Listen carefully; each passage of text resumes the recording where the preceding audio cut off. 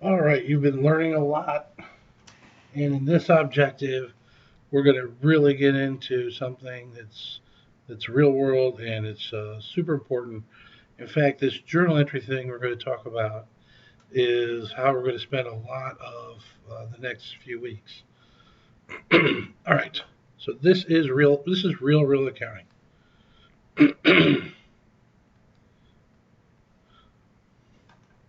So first, some terminology.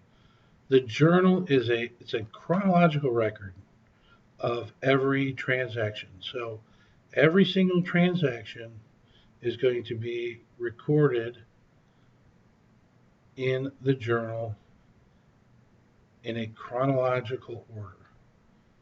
And each transaction is going to be uh, bundled together with all of its components. So you can look at a few lines and see a transaction. Okay? So each transaction is going to have a journal entry, which is the record of a specific transaction. And every journal entry, debits will equal credits. It doesn't matter where you're counting. I've counted at the highest levels. It doesn't matter if you're accounting for the space shuttle or the shake shop down the street, the ice cream shop down the street. Debits will always equal credits. The ledger, this is where the accounts are held. So instead of being organized by journal entry, it's organized by account, which makes a lot of sense. You want to know what your cash balance is. You want to know how much you owe your suppliers. You want to know how much you owe your employees. Well, the journal isn't going to help you because there's maybe 50, 100, thousands of rows with salary entries. What the ledger does is organize all those salary rows into the account. Posting is the process of taking a row out of, or copying a row, not out of, but copying a row out of the journal entry and putting it into the ledger in the appropriate account. But the journal entry is key. If you get the journal entry wrong, then everything after that is just an automatic process and it will be wrong. So you have to have the correct amounts in the correct accounts, and then everything else will just flow through the system automatically. Okay, so this is just a template journal entry, obviously. So you have some account, account one, some account, account two, 500 and 500, debits on the left, credits on the right. You'll have the accounts and an explanation. So part of a journal entry oftentimes is the description. You'll date it, and this is a transaction. Okay?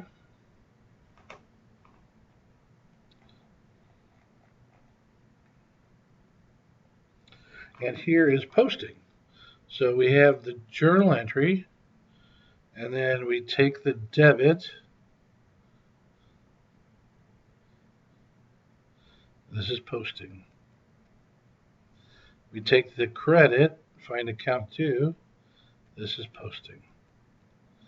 And if we had 50 of these journal entries for account two, then we'd have 50 posts to account two, and we could take the beginning balance, net out all the other posts, and figure out its balance.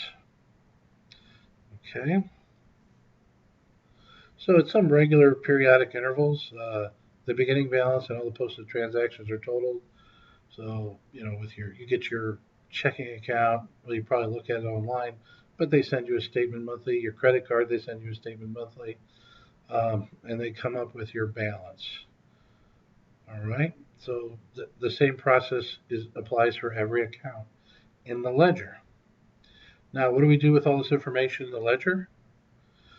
We're going to create a trial balance, which is a summary of all the accounts and their balances. So the ledger has all the transactions that happen in an account.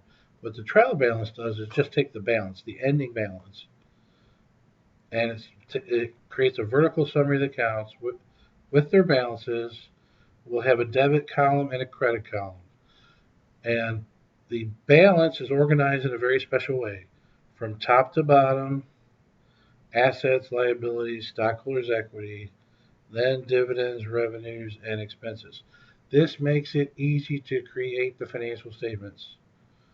All right, so if you create a trial balance, you use that ordering, but almost more importantly, when you're using a trial balance, so you get a trial balance and you're asked to create the financial statements, understand that it's going to be organized assets, liabilities, stockholders' equity, dividends, revenues, expenses. That will make your life a lot easier. One extremely important thing to note is right here. In the trial balance, the retained earnings balance, it's not updated. So it hasn't subtracted dividends and added net income yet. All right, that's the nature of the trial balance. It doesn't have what are called closing entries done yet. So you could not take that retained earnings balance and put it on the new balance sheet. You have to create your statement of retained earnings first. But all the other balance sheet accounts are updated. Okay, so in the next part, we are going to actually construct a trial balance.